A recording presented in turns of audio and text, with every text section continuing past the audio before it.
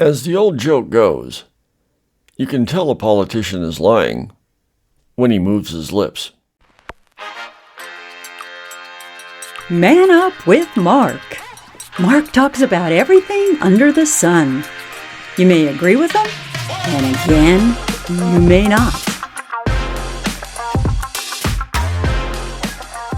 I don't know what comedian said that, but credits to whoever did. We're going to be talking about politics again. Part 2. My thoughts. Quick little recap from yesterday. Told you I was a libertarian. Told you about my voting history from beginning through the 80s and 90s. I didn't really tell you who I voted for those years when it comes to presidents or senators or congresspeople or local voting issues or anything like that. But I kind of gave you a sense of how I started and where I'm at today. Again, I am not a hater of the Republicans, and I'm not a hater of the Democrats. I don't hate anybody. Hate is a strong word. I may dislike some people, but I don't hate them. Yeah, I dislike this conversation. Any rate, politically, I do lean probably a bit to the conservative side if I'm standing on a fence. There are some liberal issues that I subscribe to, and there are some conservative issues that I hold. Probably for the most part, I may be a little more conservative than liberal. But again, I'm not one of those that say the left is evil and the right is crazy. I think you're all fucking nuts. Any rate, let's move on to what's going on today in politics. My thoughts on today's political temperature. Let me check. And what that temperature has been for the last several years. In my early days, I never thought that much about politics. I did my civic duty, I voted, and I hoped for the best. Nowadays, it's a constant barrage of this person did this evil thing, and this committee is thinking about doing this ugly thing, and this presidential candidate's an idiot. This presidential candidate's a criminal. This presidential candidate is XYZ. Whether it be a presidential candidate, Senate candidate, congressman, whoever, the amount of negativity out there is unreal. It's gotten to the point where there are people out there that just don't even want to deal with politics. I don't care anymore. I want to move on. They don't want to vote. There are 240 million eligible voters out there in the U.S. And when I say eligible, those are people that are 18 and above.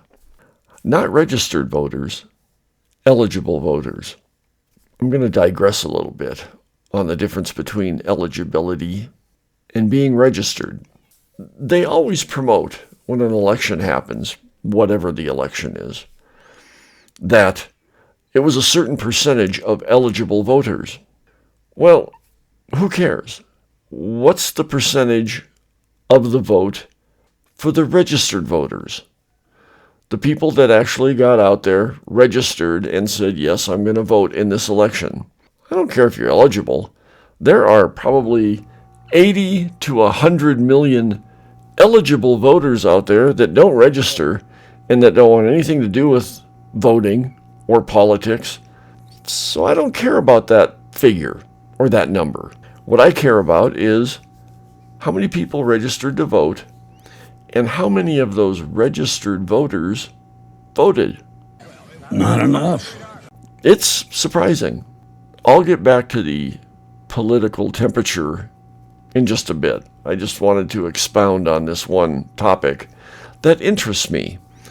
And I don't know if it interests anybody else out there. It's not talked about in the media at all. Politicians don't talk about it. The media doesn't talk about it. The talking heads on podcasts and websites and this and that on the interweb, they don't talk about it. They always talk about, well, 54% of eligible voters or 66% of eligible voters voted this election cycle. We had a record with 67% of eligible voters. That doesn't mean shit to me. Eligibility is one thing. Registration is the other thing. I've told all my kids, and I've told all my grandkids, I've told all my nieces and nephews, I told everybody that when they get to voting age, to register. Don't be the eligible one out there. Be the registered one and participate. Let me give you some figures here. And it's kind of interesting. I could only go as far back as 1996. I, for some reason, can't find any information after 96 when it comes to registered voters and the total amount of votes cast for that election cycle. I can find eligible voters down the line. Yes, 230 million, 240 million, 200, whatever the year was and whatever the eligible voting population was. I can find all of that. But what interested me was the actual registered voter and what the commitment was to those registered voters when it came to that election. And for the most part, I was pleasantly surprised. You think so? Back in 1996, that election was against, I think it was Clinton and Dole and Ross Perot. Good morning. I got to say it. He was in that mix. But that year's election, I can't remember the total amount of eligible voters, but it was over 200 million. The registered voters for that election was 127 million. Out of that 127 million voters, 96 million voters voted. 75% of the registered voters voted in that election. Now, some of you may say, geez, that's a pretty good number. That's pretty high. No, not really. When you think about it, 127, almost 128 million people were registered to vote out of the 200 and some million eligible. But only 96 million voted. 75% of the people that actually went through the effort of registering voted. The next election, the election went from 127 million registered voters to only 129 million. Not really much of a bump in registered voters. Again, there were over 200 million, whatever the exact number is, I don't know, but it was up there, of eligible voters, but 129 registered. But for whatever reason, in that election, 105 million registered voters voted. Is that good? That's 81%. We're getting up there. That's a good thing. Now, I can go through every election from 2000 all the way up until now, but I'll just give you this last election. And the number is phenomenal. It's almost Unbelievable! There are, right at this time, and pretty much at the time of the 2020 election, there were 240 million, plus or minus, eligible voters. And out of that 240 million eligible voters, there was 168 million registered voters. Not a lot, not a big number compared to 1996. What, about 40 million more? That's like 32 plus years from the first figure I gave you, if I did my math right. Math is hard. You guys out there, check my math. Out of that 168 million registered voters, 95% voted. 158.5 million. 158.5 million out of the 168 million. 94 plus. 94 point something something. Between 94 and 95. Again, check my math. Phenomenal. Using big words. Unbelievable. Why did that happen? There are several theories out there why that happened. First, let me say, I'm happy to see that more and more people are registering to vote. Are we there when it comes to the eligible number versus the registered number? No. There's still that 80 to 100 million people out there that don't give a shit, don't care, are too frustrated with what's going on to put their hat in the ring to vote. But the number's getting better. What is curious, though, is that through the years, after 1996, we averaged about 85% turnout of registered voters when it came to the elections. And this last election that we had, almost 95% turnout of registered voters. But why'd that happen? How'd that happen? Again, a lot of theories. We have people that say it was rigged. This whole thing is rigged. We have people that say the choice was so obvious that people had to get out and vote. The numbers had to be big so that the right person would be elected in. You got to remember that we went through a tough time during that election. We were in the middle of COVID. Yes, due to COVID. And there was a lot of stupid shit going on. And there was a lot of stupid shit being said about what was going on. All I know is that I got to say it's gotten so ugly that I can see why there's that 80 to 100 million people that say, I don't want to mess with this whole thing. It's fucked. It's broken. Is that the choice we have? Which is another topic all of its own. The people that are out there running for the highest offices of the land are, in my opinion, pathetic in all counts. Both sides. And that's what brings me to, we need a strong third party. And if anything, out of these last two episodes that you get out of my discussion about politics, whether you agree with me or not, is that we need to increase our registration when it comes to the registered voter. We've got to get that eligible number closer to that registered number.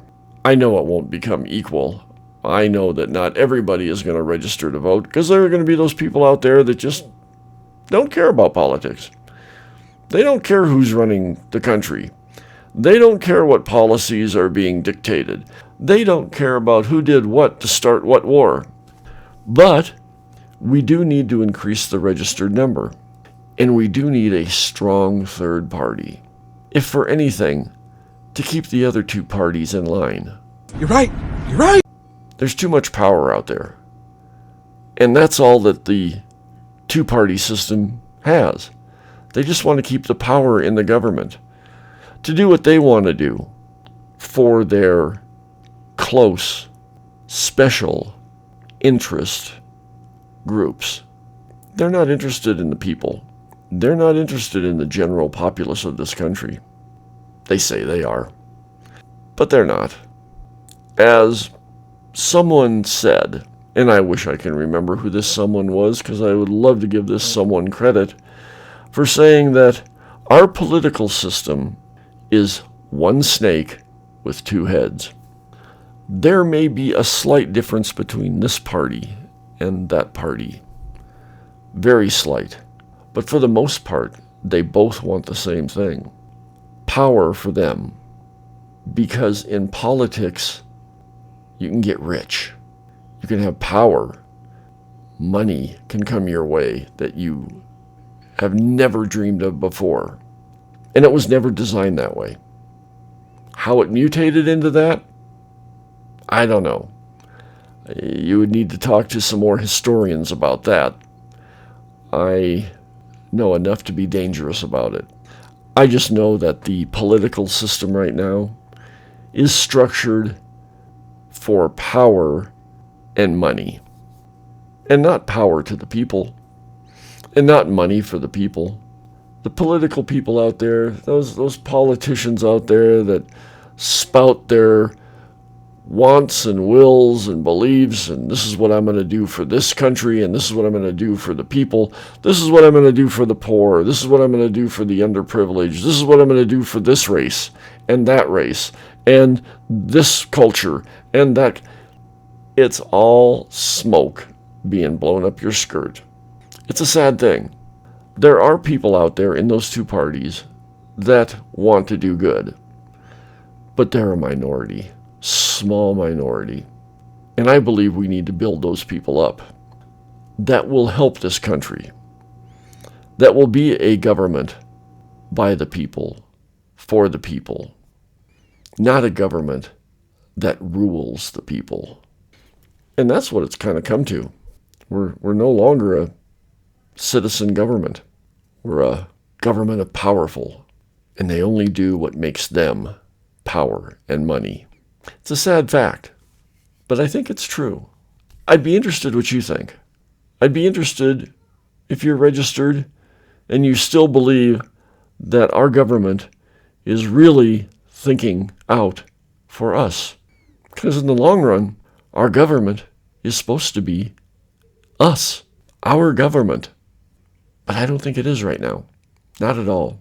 It's being controlled by radical parts of each party.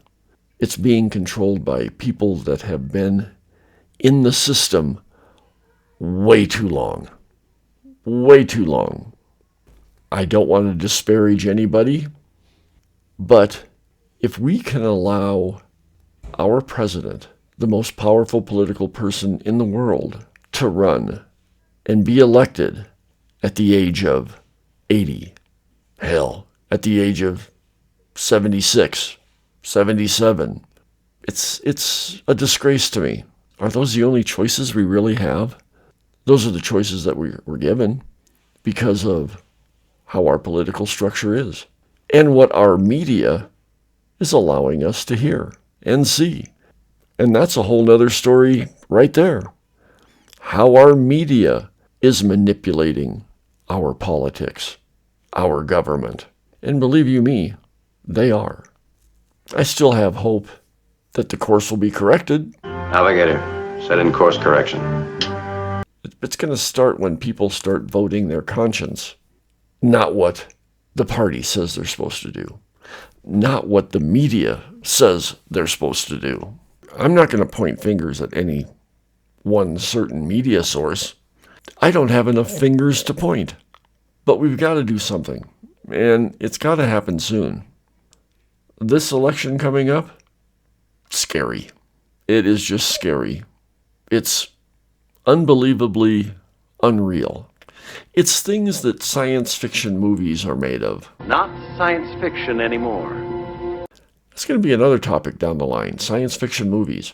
But when it comes to our election coming up and our political structure and our political health right now, what are we going to do? According to the media, we only have two choices. And now, according to some media outlets, well, there's only one choice. There needs to be more. There really does. And we, the people, need to be more involved.